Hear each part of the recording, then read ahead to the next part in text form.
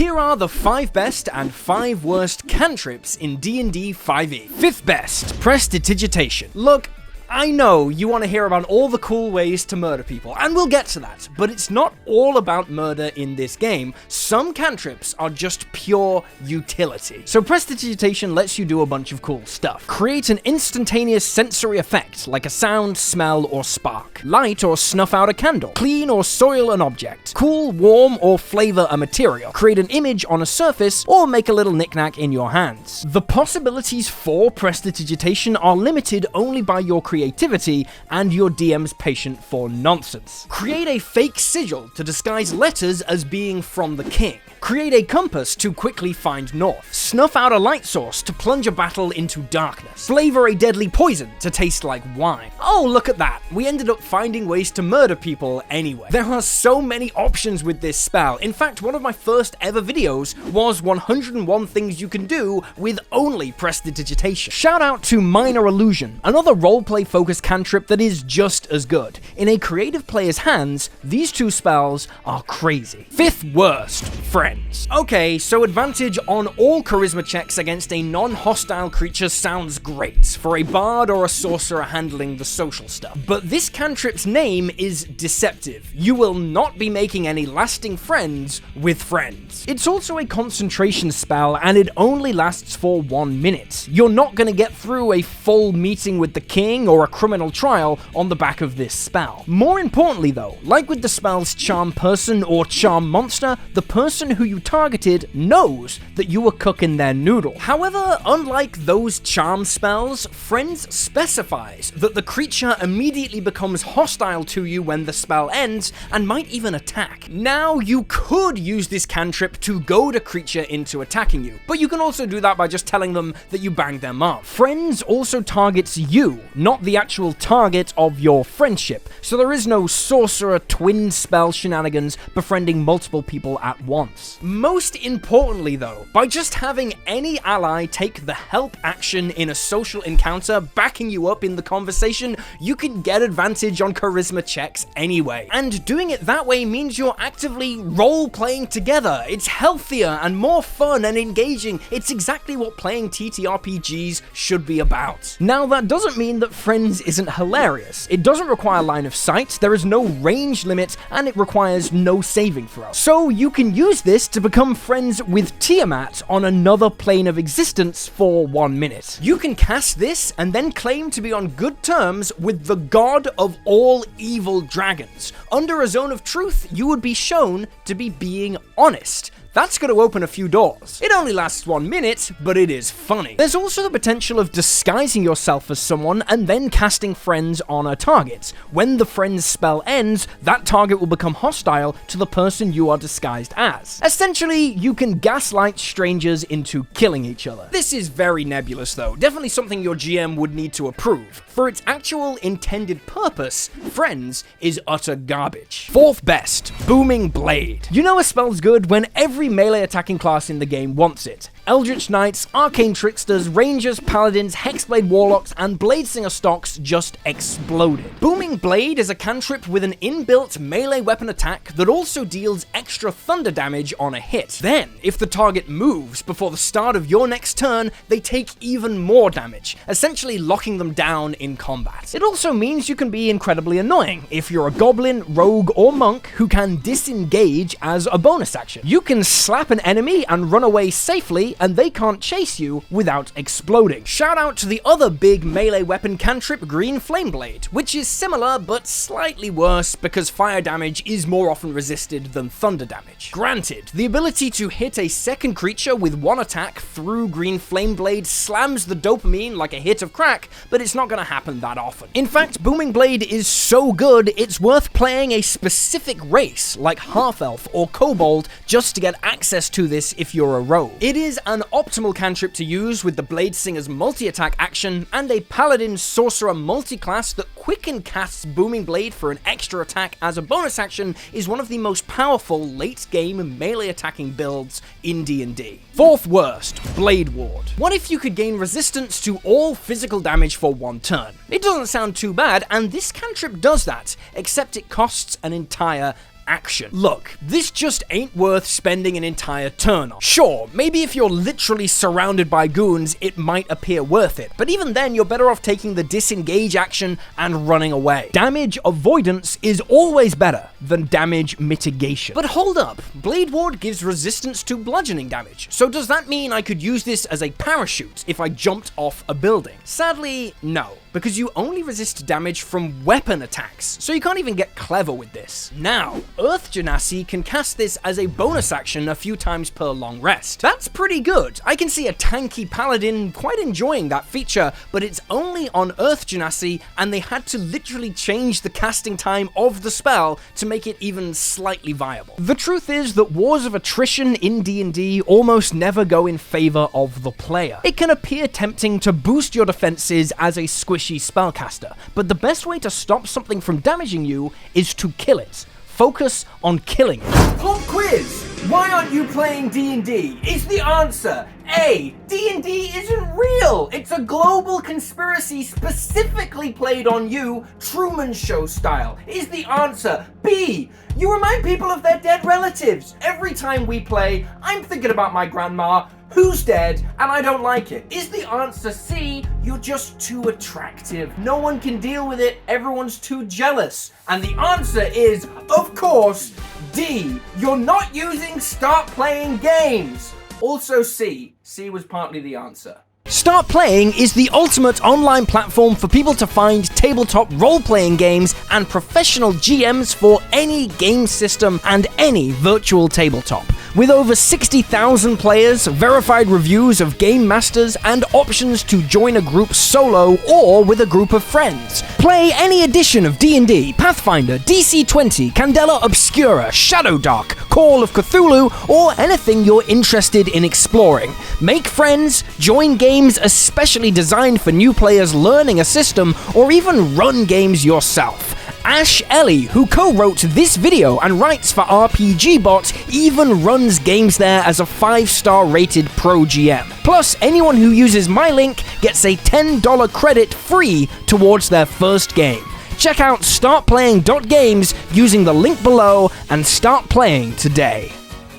Third worst, Resistance. Oh, this spell makes me sad. It is another cantrip that requires your concentration. This is also a cantrip that is specifically designed for in-combat use. Don't go wasting your concentration on a simple cantrip when you're in a fight. There are better options. What Resistance actually does is target one creature for 1 minute, and then at some point in that minute, when they make a saving throw, they can add 1d4 to the result. Let's compare this to a similar spell, Bless, which targets multiple people, lasts for 10 minutes, and boosts all saving throws, attack rolls, and ability checks. Also, 9 times out of 10, you won't know when you're gonna be forced to make a save. Most effects, like poison or spells or even traps, are instantaneous and only give you the chance to make one save. Since this takes an entire action, you probably have to know that a save is incoming to get use out of it. And if you know a save is incoming, you can probably avoid it altogether.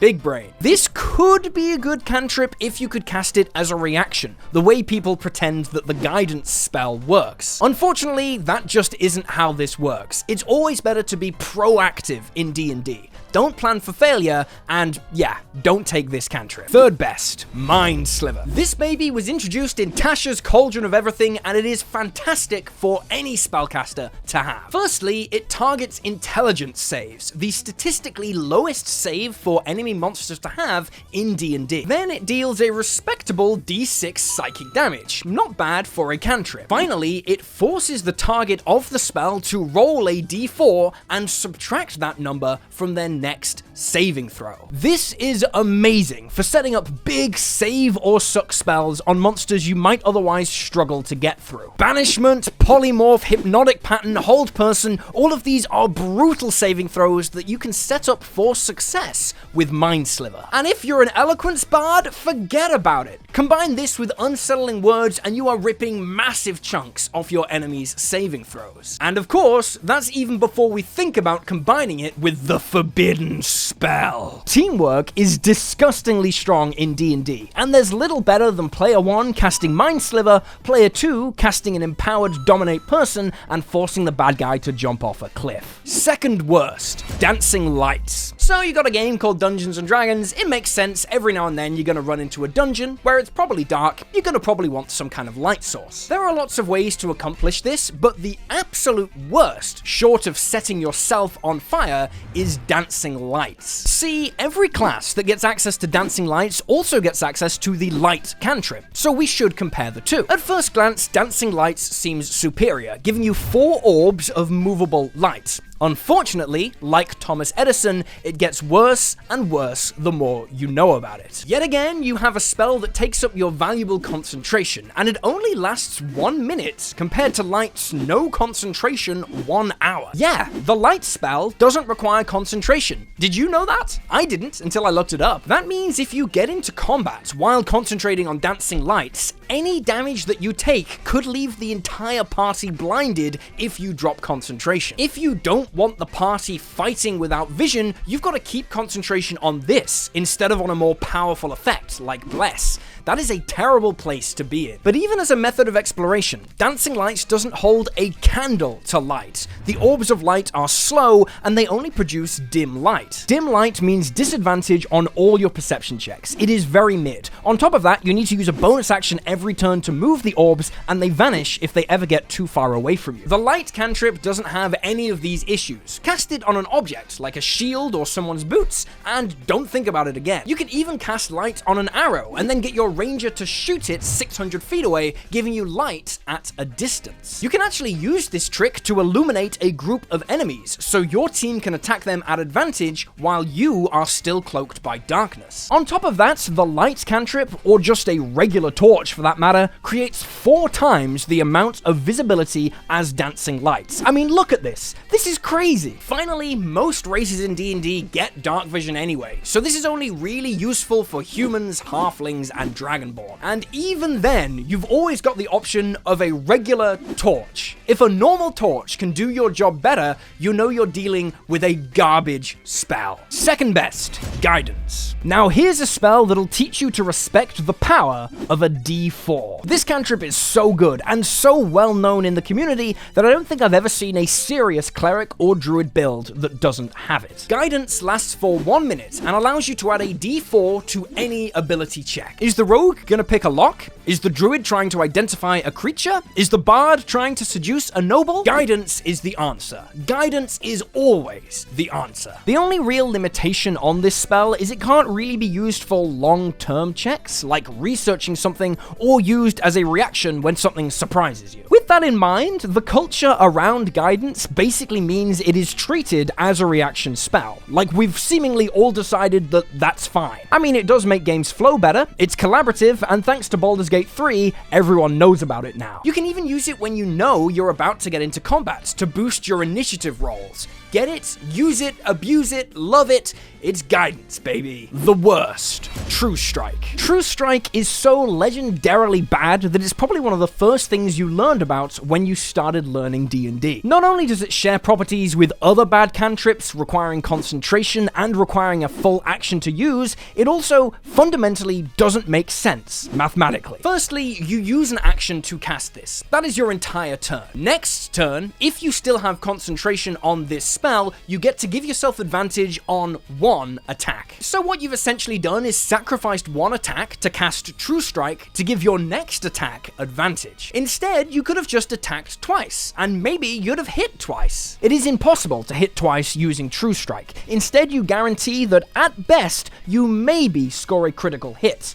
Often, you'll just get 1 normal hit, and sometimes you will still miss. And that's ignoring all the occasions that you died or lost concentration on this spell because your enemy didn't waste their turn and punched you in the throat. True Strike is a terrible spell, but it is also a great teacher. It is a useful lesson to understand why this spell is bad, and for that reason, it's kinda cool. The best, Eldritch Blast. It's Old Faithful, it's the machine gun, it's the cantrip you sold yield your soul to access. 1d10 is the highest damage of any cantrip with an attack roll, tied with Firebolt, but force damage is much better than fire damage. Eldritch Blast is also much more reliable than the two cantrips that technically outdamage it, Toll the Dead and Poison Spray, which target an enemy's saving throws. Eldritch Blast is also unique because it scales across the game by giving you extra attacks, not an extra die of damage on a hit. That means you can split damage up across multiple distant enemies, something no other cantrip can do. But of course, it's Warlock invocations that make this thing truly crazy, letting you buff Eldritch Blast to the moon. You can add your Charisma modifier to the damage of every single beam,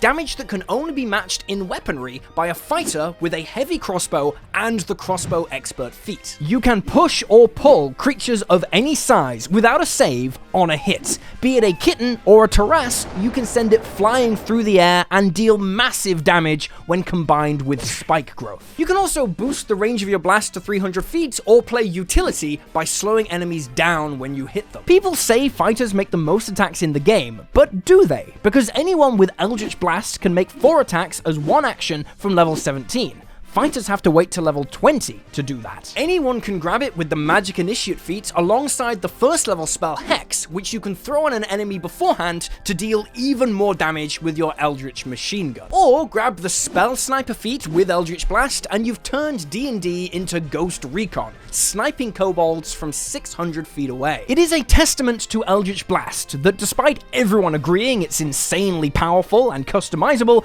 no one ever hates on it or calls it overpowered. It's simply too fun to hate on. It is the best designed cantrip in the game. You can support this channel on Patreon to access a bunch of awesome rewards, including new subclasses, races, feats, spells, rules expansions, and adventures created by me every single month. It's awesome, it makes all of this possible, and I run games on there as well. Check that out at the link below. Remember to like and subscribe, check out other videos on the channel, and yeah, that's basically all I got. I'll see you next time.